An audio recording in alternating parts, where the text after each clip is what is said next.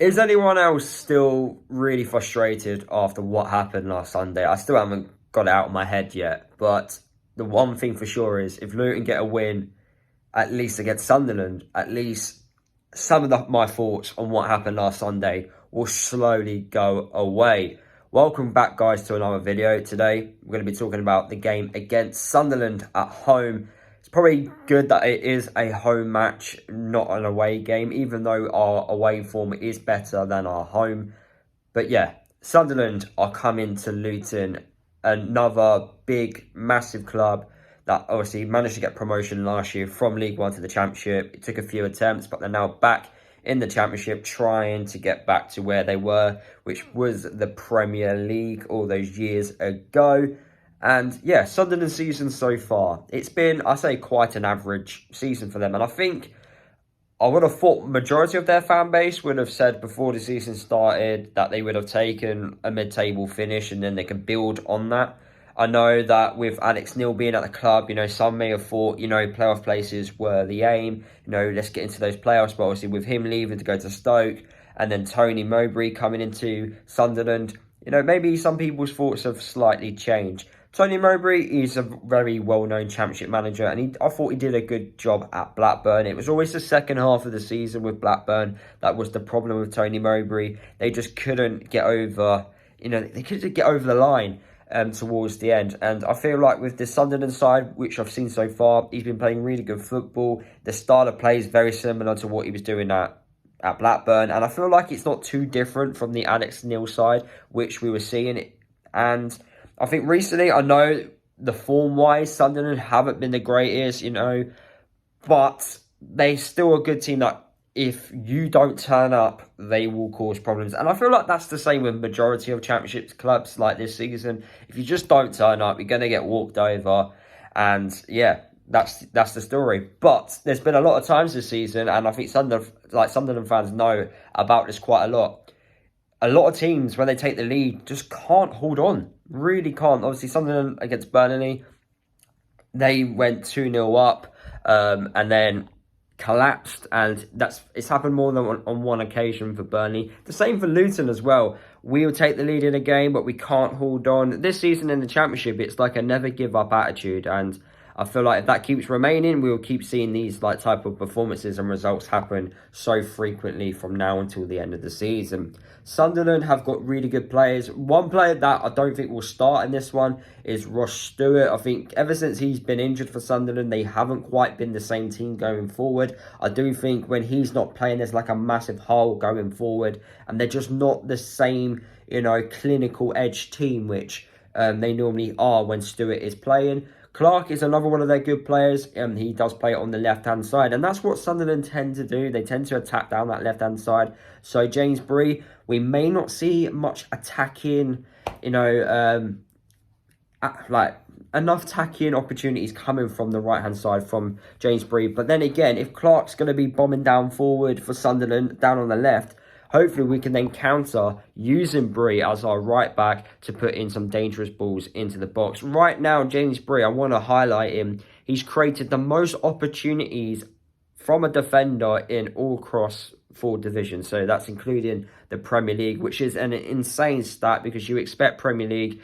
with the likes of, Trent, Alexander-Arnold, and also Cancelo from Man City. James Brie has created more opportunities than them. Yes, he's played more matches, but, Trent and Cancelo, the amount of times they create chances for City and Liverpool, they're always attacking, they are the big dogs in the Premier League, whereas Luton in the Championship, we're not even the big dog in the Championship, for crying out loud. So the fact that Bree's created a lot of chances, it just speaks really well on him. When I watch him play sometimes, I feel like he's just put in an average performance, but if you actually look at the statistics, they actually defend him and actually go, hang on a minute, James Brie, he's actually performing quite well. And we're just not finishing enough of his chances, which is really good.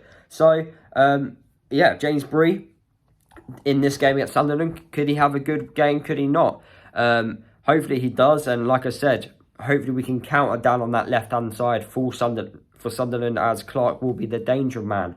Then hopefully we can catch them out when they go forward. I don't see Sunderland coming to Luton for a point. I see them trying to play football, trying to get the win, That's what Tony Mowbray's sides do. I don't think they ever grind out a 0-0 draw, or just just defend throughout the whole 90 minutes. They just don't do that.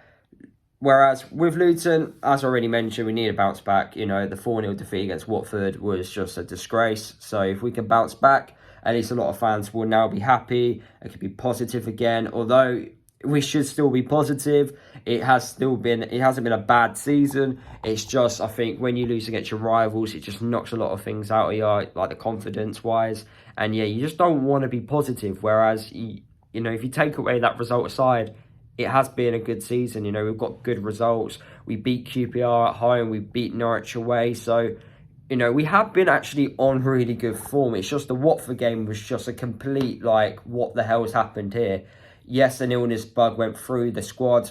I get that, but we can't keep using illness as an excuse. I think the real positive for Luton is that Lansbury is going to be returning. I feel like without him in the side, the midfield is completely unbalanced. It just isn't the same going forward and also defending. I think Watford were able just to split through us, whereas I think if Lansbury was playing, he would have at least taken a few of them out with his tackles. And I think possession-wise, we would have kept the ball better.